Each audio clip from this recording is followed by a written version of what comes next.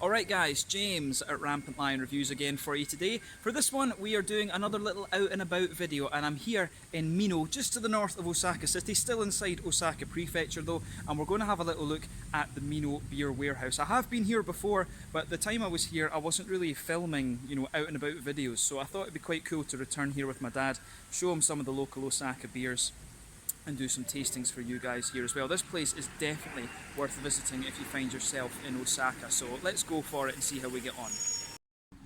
Alright, so just to give you a full kind of idea of what this building's like, it's one of these really cool kind of modern takes. It's got Japanese modern architecture is quite good at taking the old and mixing it with the new. It's really quite nice. But you can see if you just look up the street there, there's the Minoh Mountains up here, and just kind of over and round to the left, you'll find a Lawson station, which is one of the Japanese konbinis. So this place, it's a little bit of a walk from Makiochi station, maybe about 700 meters, something like that. But use your Google Maps, you'll be all right.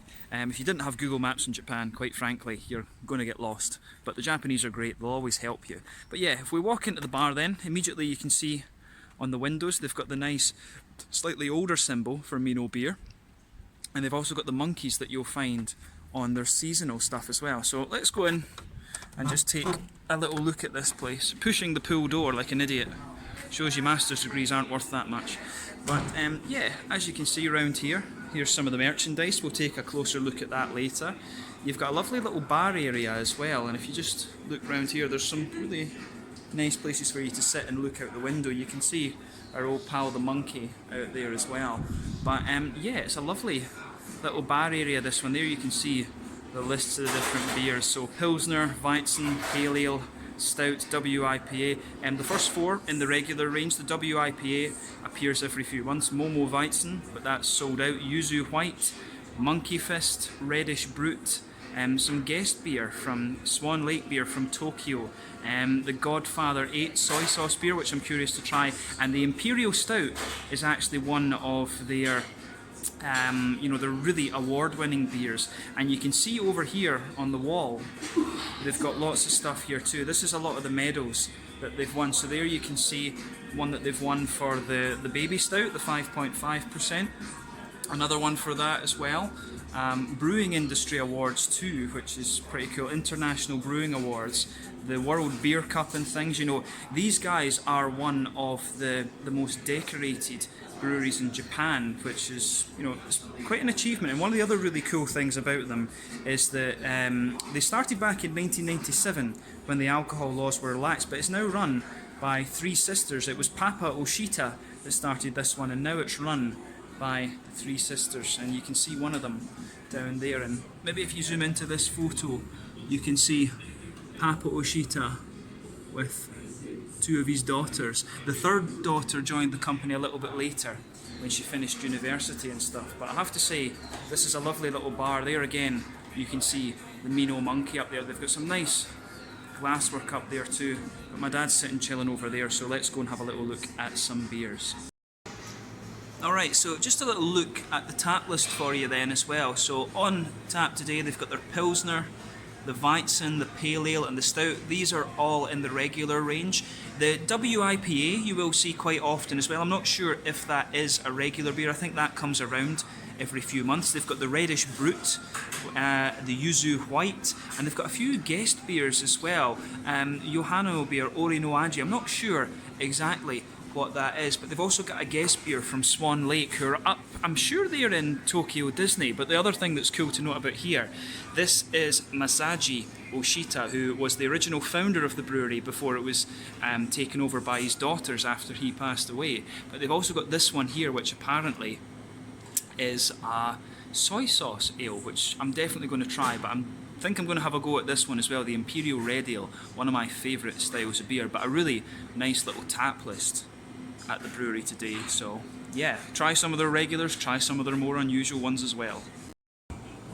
Alright guys, first little tasting here at Minoh Warehouse in Osaka then. So as you can see with the glasswork, or the glassware that these guys are using. I can't speak English anymore. And they've got the monkey on them. As I've told you before, the Minoh area of Osaka is well known for its monkeys that run around in the trees and the mountains and stuff like this. You often see this on the seasonal beers that Minoh Beer do.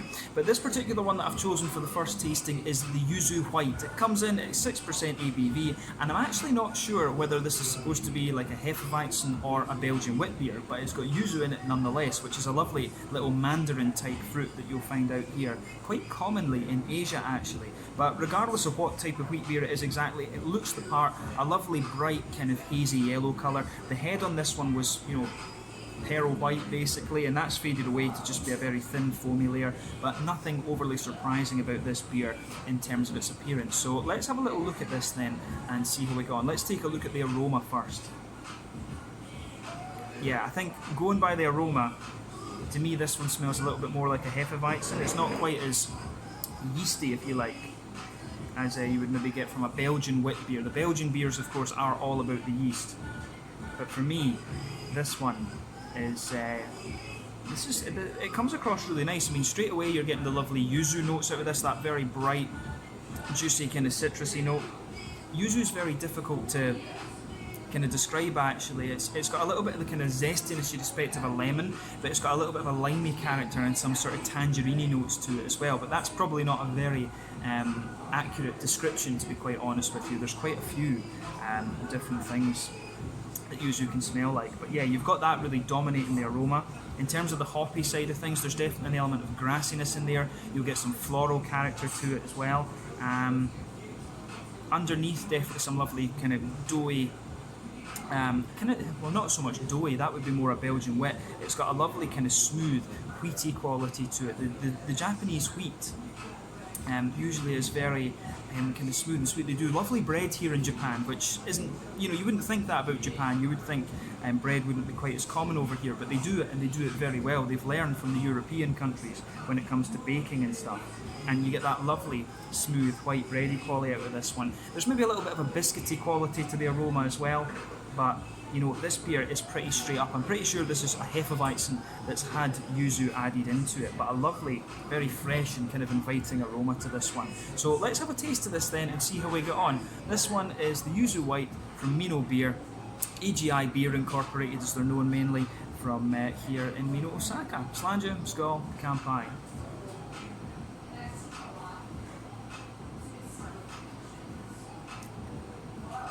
Yeah, definitely a Hefeweizen. It's lovely, smooth quality to it actually.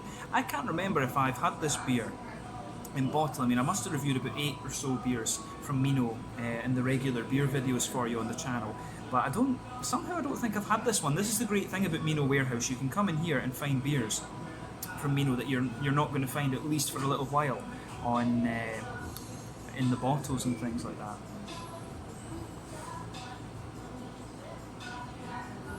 But that's really nice and very, very fresh actually. The last time I was here with Michiko, she found a peach Weizen that she really liked actually.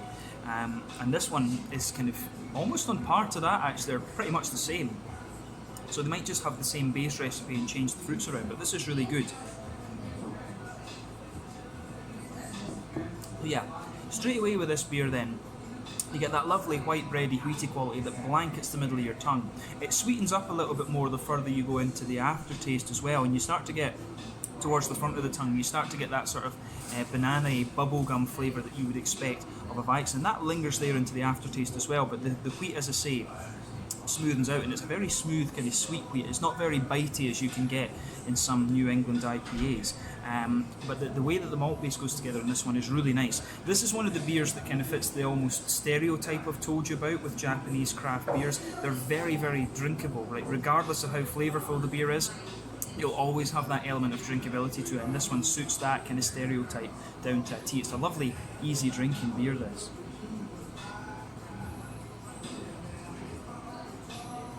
Yeah, that's really nice.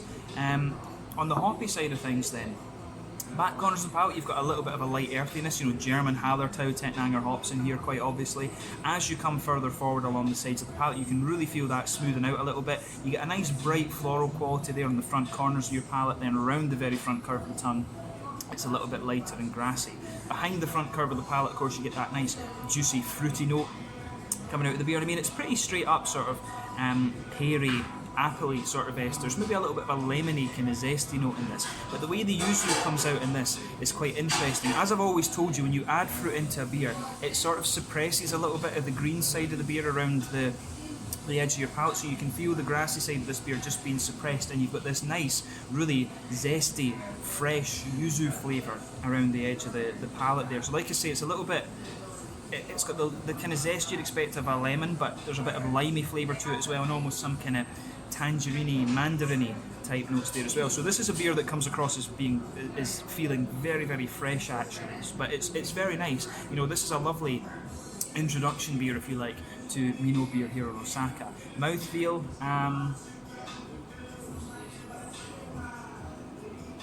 yeah, this one, it's at the bottom end of mid-bodied, top end of light-bodied. As I say, Japanese beers, they put an emphasis on drinkability. So it's quite, it really is quite a drinkable beer, this. Carbonation is very smooth, it's got a nice wet mouthfeel. You'll get good quality water from up here, from the Minoh Mountains up here. You've got a lovely sort of, there's a lovely kind of malty sweetness to this one. It does get sweeter the further you go into the aftertaste. A little bit of IBU, probably about 15 IBUs, kind of standard for a Hefeweizen, and you've got a lovely juicy fruit quality, but you've also got a nice kind of fresh zestiness to it as well. But that's a really nice yuzu Hefeweizen this, so if you get the chance to try this one, the yuzu wheat, definitely have a go at it. Let's go on to our next tasting then. Cheers, kanpai. Alright, so just a little look at the food menu for you then. So a point of reference for you, 100 yen is about 75 British pence, so I guess around, like 85 euro cents, maybe like 8 Swedish crowns, something like that, for those of you watching. So you can see they've got different types of sausages here. Yuzu sausage should be really interesting. My dad and I are going to try the hot dogs, ham sandwiches, egg sandwiches, baguettes, omelettes, margarita pizza, which I've had before. Last time I was here, that was quite nice.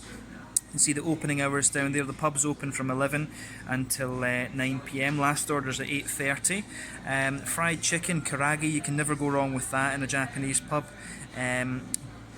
Pickles, carrot salad, potato salad, too healthy for me. Salami and cheese, tortilla salsa sauce, smoked eggs, potato chips, chocolate, and also the Minoh Beer gelato. I have had this before, but my dad and I are going to have some of that a little bit later on as well actually. But yeah, nice little food menu here. Mainly like snacks and things like that, but there is some pretty nice stuff here, and the prices are pretty reasonable for a beer bar, I would say. You're always going to pay a little bit more when it comes to craft beer in Japan. Just remember, because of the malt tax, basically all the malt and the hops and stuff are imported from Germany, America, Australia, and so on. But the food, is a little bit pricier than izakayas and things, but still pretty damn reasonable. Alright guys, second little beer tasting here at Minoh Warehouse then. So for this one I've gone for the Radish Root. I've never actually had a brut ale from Japan, if memory serves me correctly, and if a brewery is going to try that over here, Minoh Beer are a pretty safe bet, so I think this will be a really interesting one. But this Radish Brut guy comes in at 6% ABV, and I'm not sure even what to say about the colour of this. It's a lovely sort of coppery note.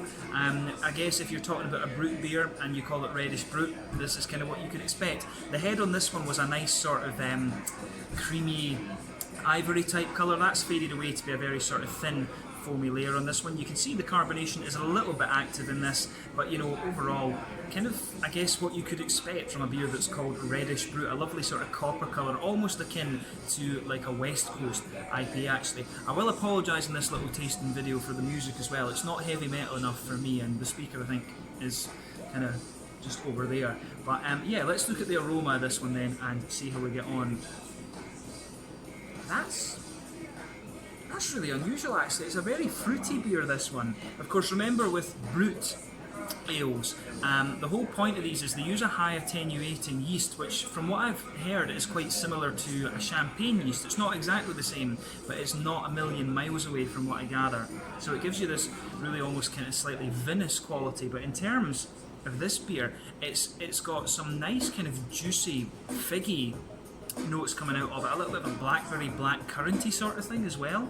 So some really nice red fruity notes to this beer, I have to say. I wasn't expecting that from it actually. There's almost a little bit of an orangey note to this one. There is something that makes me wonder if it's like Williamette and Amarillo that have been used in this actually. But yeah, underneath that you've got some nice biscuity notes. There's a little bit of a bready quality. There is a wee touch of that kind of white winey, green grapey sort of thing, white grapes, however you want to describe it. There is a little bit of that sort of vinous quality to this beer. Yeah, that's really interesting actually. This isn't like any other brute beer that I've come across, to be honest with you, but the Japanese tend to like quite malty beers, so I've got a feeling that this one might be quite malty and quite juicy and fruity. On the hoppy side of things, as I say, the fruits are coming out quite nicely. It's a little bit grassy, there's almost a little touch of a floral character to this one as well, which is quite interesting. So yeah, quite a malty smelling brute beer and quite juicy and fruity, which isn't quite what I expected, but let's have a little look at this one then and see how we got on. This one is the Radish Root at 6% ABV from Minoh Beer once again. Slàinte, Skål, Kampai.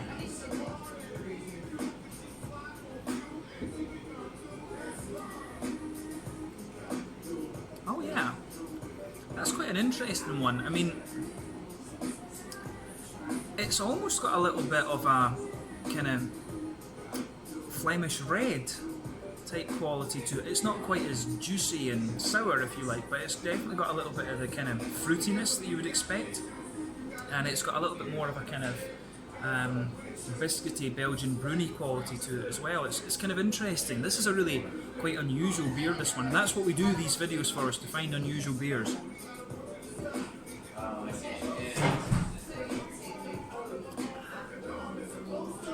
But yeah, that's pretty solid. I mean, middle of your palate you'll get a nice little bit of a kind of biscuity pale malty quality. That blankets the middle of your tongue.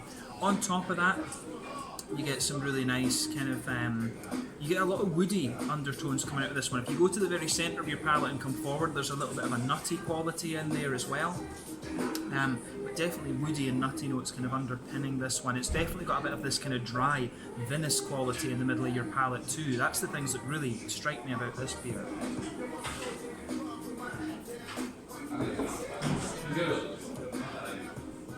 I like how that comes together though. I mean, I always like things that test my palate a little bit and make me think a bit, and this one certainly does that. Hoppy side of things, on the green side of things, this beer is pretty kind of straight up. Back corners of the palate, there's a little bit of earthiness there, smoothens out as you come forward, some nice floral aromaticity at the front corners of the palate, and then round the very front curve of the tongue, it's that little bit lighter and grassy as well. Behind the front curve of the palate, of course, that's where you get the nice kind of fruity notes coming out of the beer.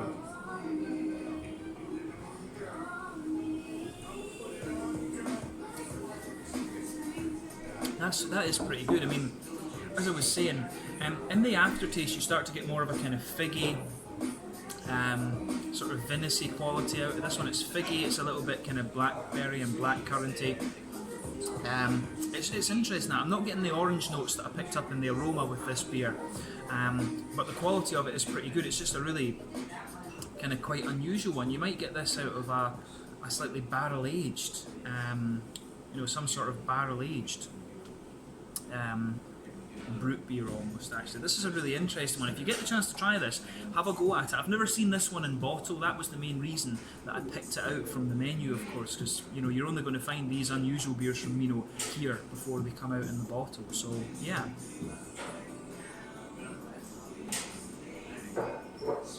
that's a pretty damn solid beer, I have to say. Hats off to Minoh for trying something a little bit different. In terms of the mouthfeel then, mid-bodied, carbonation is pretty smooth, but at the same time you get a little bit of crispness, particularly on the kind of sides of the palate with this beer. In terms of IBUs, I think we're only talking about 20 or so with this one. Nice little bit of malty sweetness in there, quite smooth otherwise, and some juicy fruits as well. This is a really interesting beer, and I'm glad that I was able to try this one. The Radish Root, once again from Minoh Beer here in Minoh, Osaka. Let's move on to the next one. Cheers. Alright guys, beer tasting number 3 then, and I thought we would go for one of the more kind of regular Minoh beers actually. So this one is the WIPA, which comes in at 9% ABV. You have seen me review this one in a kind of regular sit-down beer review on the channel before, but I thought it'd be quite nice to have a go at this one on tap. Unfortunately, they don't have the Imperial Stout, which is the other one that I would have been really keen to review on tap for you. But as you can see with this beer, it's poured a lovely kind of rich golden amber colour. The head on this one has kind of faded away to be a really thin sort of ivory kind of foamy layer actually, which is quite nice. I mean, it's kind of what you'd expect. From what I remember, this beer is more of a West Coast IPA rather than a New England and things. It's been around for a good couple of years, so you would kind of expect that. But it's actually quite clear. I don't think you're going to see that too well on the camera though, just because of the condensation on the glass and things like that. But yeah, let's have a look at the aroma and see how we get on. So yeah, this one, it's kind of almost like classic West Coast a little bit. Definitely, I'm pretty sure there's some Cascade in here just because of the aromas that you're getting from this. It's got a lovely kind of sort of grapefruity, a little bit of a red fruity quality coming out of it as well. You always get a nice little bit of grapefruit and some sort of juicy red fruity notes from Cascade. There's also a little bit of a kind of tropically mango and some orangey notes in there as well, so maybe Citra and Amarillo. Could be a lot of other things, but like I say, this beer is a little bit older. It's one of their kind of core range beers, so it's more likely to be more old school hops in this one, to be honest with you. It's not likely to be Sabro or anything like that that's going to give you the orange in this. It is more likely to be Amarillo and things, but it does smell like quite a classic Cascadian thing. This reminds me a hell of a lot of the likes of Sierra Nevada, the Torpedo to some degree, but maybe a little bit more akin to the sort of Sierra Nevada Pale Ale, if you like. But yeah, it's a lovely smelling beer. That the fruity side of this beer really is very nice. There's a little bit of a kind of grassy quality to it as well. The green side of the hops for me really leans towards the grassy side of things. An element of floral quality to it as well. And the malt base is quite nice too. Some nice sort of smooth bready notes to it. I think there's American two-row malts in this, just going by the aroma. But at the same time, I think that's complemented with some German malts. There's definitely a bit of that German smoothness to this one. Some biscuity notes as well, a little bit of a sweet caramel. But I mean, overall, this smells like quite a classic West Coast IPA. It's a little bit more. It's definitely got a bit of a German element. If you try things like Frau Gruber from Bavaria in Germany, some of the new wave German craft brewers, it reminds me quite a little bit of some of the stuff that they're producing actually, but a lovely aroma to this one. So take a little bit of time to appreciate that before you taste the beer. But let's dive into this one and see how we get on. The WIPA, one of the kind of, I don't know if you can call this a core range beer or not, but this is one that you're going to find quite regularly from Minoh Beer. Kampai.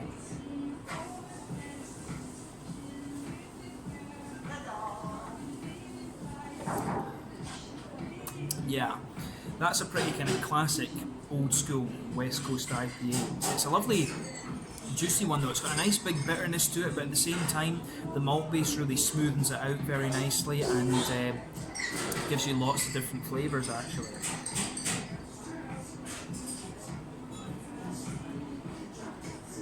Yeah, this, if you've been missing a good West Coast style IPA, as I've been complaining about on the channel for quite a little while, this is really quite nice actually.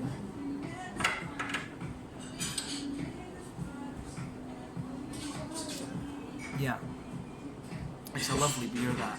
So yeah, let's start off with the malt base then. Straight away you can feel that nice kind of bready malty quality just blankets in the middle of your tongue.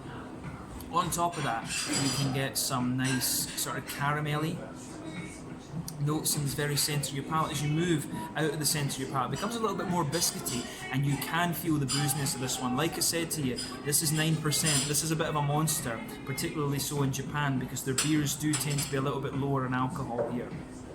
But the malt base in this is really quite nicely done. It doesn't quite have as distinctive a German smoothness as you might think from the aroma.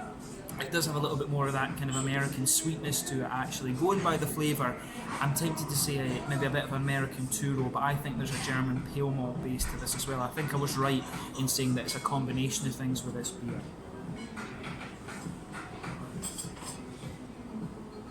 On the hoppy side of things then, Back corners of the palate, definitely a little touch of earthiness there. Not a dark earthiness per se, more, you know, it's more kind of bitter, if that makes sense. It's definitely American hops that are in here though, but as you move further forward along the sides of the tongue, that smoothens out a little bit. You get some nice floral aromaticity at the front corners of the palate. There's a good high IBU to this beer, but we'll talk about that later. And then round the very front curve of the tongue, it's just a little bit lighter and more grassy, I would say.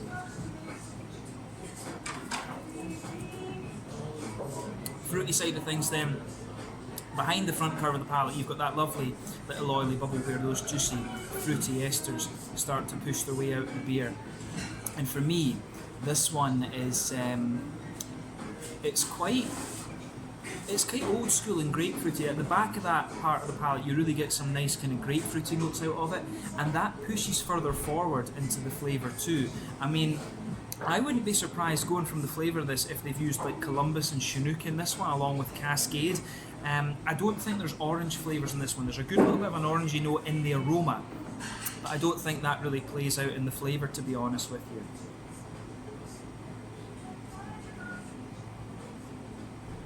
But that is a really solid, old school West Coast IPA. When this would have first appeared in Japan, you know, probably about 7 or 8 years ago, something like that now, this would have been one of the beers that a lot of people were raving about. So it's quite cool to come back and try this one on tap here at the Brewery tap room.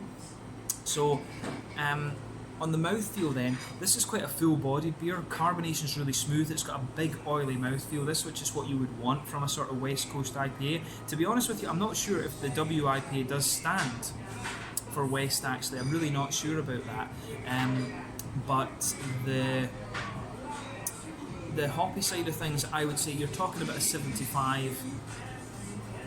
What is 75? Maybe 80 IBUs. This is quite a big bitterness you're going to get out of this beer. 70, 75, 80, somewhere in that kind of region. You've got a nice oily, fruity quality to this one, and you've also got a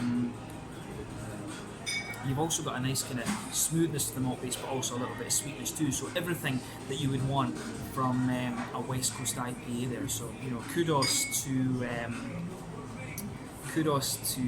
Minoh Beer for pulling this one off. This is a classic Japanese craft beer, and cool to review it for you on tap. We'll do 2 more tastings and then we'll call it a day for this video. Cheers. Alright, so my dad and I are just about to finish up here. We've actually gone for the beer gelato, so I decided to try the stout one. He's gone for the Pilsner. No doubt we'll end up sharing, but when you come here you can get beer flavoured ice cream, which I have to admit, I think that's pretty damn cool. So, you know, have a go at these when you come here and visit.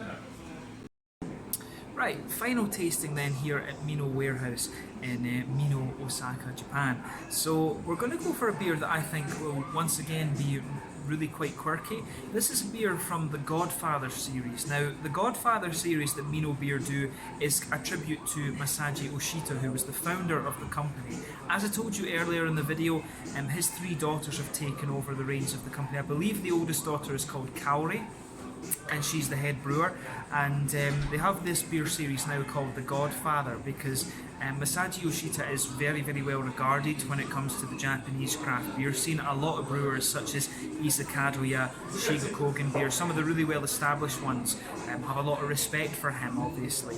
So this Godfather series of beers is a very kind of experimental range that's dedicated to his memory. So pretty cool, I have to say. But this particular beer that we're going to look at now is called the Godfather 8, and they're describing this one as a soy sauce beer. It comes in at 6% ABV once again, a very common ABV, if you like, for Minoh Beer. And I'm not really sure what to expect of this one, but I have had a few soy sauce beers in Japan, and they always turn out to be quite interesting. I really like my different soy sauce flavours. There's almost a whole kind of craft soy sauce scene here in Japan, as you would find with the craft beers, or indeed with the Japanese sakes. So, you know, to combine soy sauce and craft beer, I think that's a pretty good mix. So yeah, with this one then, you can see that it's it's a very rich ambery colour. It's almost kind of akin to like an Imperial West Coast IPA in terms of its colour. The head on this one before it faded away was a sort of ivory, creamy type colour. But you know, this beer, in all honesty, compared to some of the other soy sauce beers that I've come across, this one is a lot lighter in its colour. So I'm really curious to see exactly what style of beer this one is. I'm getting a good bit of gas from the beers that I've had before. This always happens to me when I do these on-site reviews. I always feel quite a bit of burpiness, should we say. But an interesting looking beer this. So let's look at the aroma and see how we get on. That's really interesting. There's definitely a bit of brown sugar to this one. Some nice the soy sauce really comes out in this one. Soy sauce, of course, is a sort of fermented bean. They're very big on beans in Japan, and a lot of people think the Asians always eat meats and things like this, but there's a lot of really nice kind of black beans and purple beans and stuff like that over here in Japan. So vegans and vegetarians can actually do all right if they know where to look. And the beans that come out of this beer, the soy sauce beans, they're really quite smooth and sweet actually. It's a lovely kind of infused aroma that you're getting out of this beer. It's quite hard to describe unless you're able to try this for yourself. It really is a very nice smelling beer this, but it's quite bready, it's quite caramelly, a little bit biscuity, and then you've got the whole soy sauce thing kind of infused into that actually. It's a very difficult aroma to describe, to be quite honest with you, but I have to say it really is very interesting. On the hoppy side of things, I mean, it's a little bit grassy, there's a touch of earthiness in there. It wouldn't surprise me if this beer is German hopped. Once again, Hallertau, Tettnanger, something like that. It's really pretty damn interesting, I have to say. So yeah, let's take a little bit of time and enjoy the aroma of it. In terms of fruitiness, you're talking, there's just a little bit of a slightly candied red fruit note to this beer, but I mean overall it comes across really pretty nicely. So a very unusual aroma to this beer, so if you try this one, make sure you take a bit of time to appreciate that. But this one is the Godfather number 8 soy sauce beer, coming in at 6%. Final tasting here at Minoh Warehouse in Osaka. Slanja, Skål, Kampai.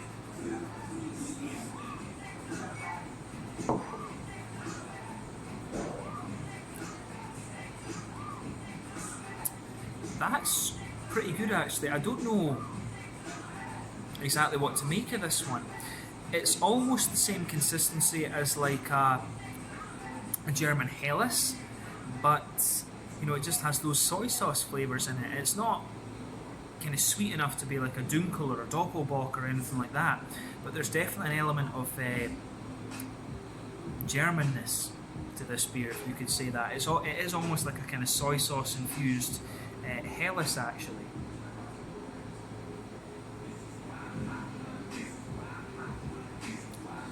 Yeah, I would stick with that aroma. It's a very bready beer, this one. In the middle of your palate, you really get that nice big kind of white, well, maybe more brown bready. You really get that blanket in the middle of your palate.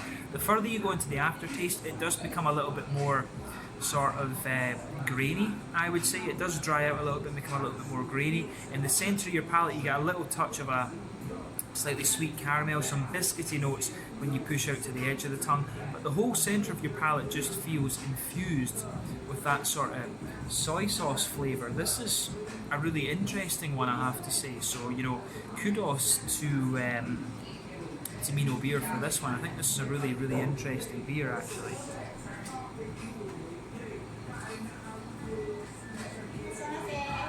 It really is like a sort of soy sauce infused Helles. I've talked about this on the channel before. I've always said that the traditional German styles of beer are very underappreciated. My friend Peter at the Clueless Drinker, I'm sure he would agree with that.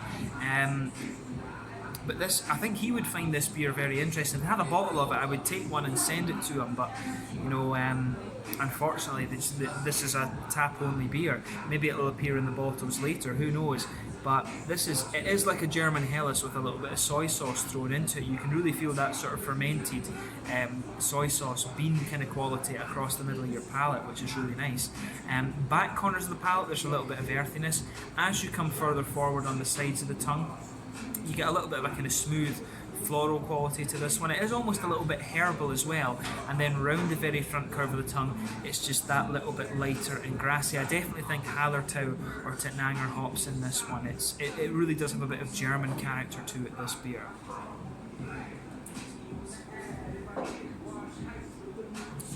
Yeah, the more I drink of this, the more I like it.